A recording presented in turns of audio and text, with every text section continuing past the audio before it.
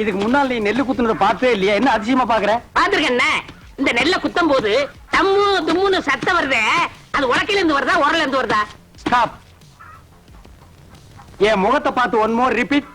நெல்ல குத்தும் போது தம்மு தும்முன்னு சத்தம் வருதே, அது உலக்கையில இருந்து வருதா உரல்ல இருந்து வருதா? ஏன் நினைச்சீங்க? இப்ப நான் அடிக்கும் போது பலான்னு ஒரு சத்தம் வந்தது. அது என் கையில இருந்து வந்ததா உன் கன்னத்துல இருந்து வந்ததா?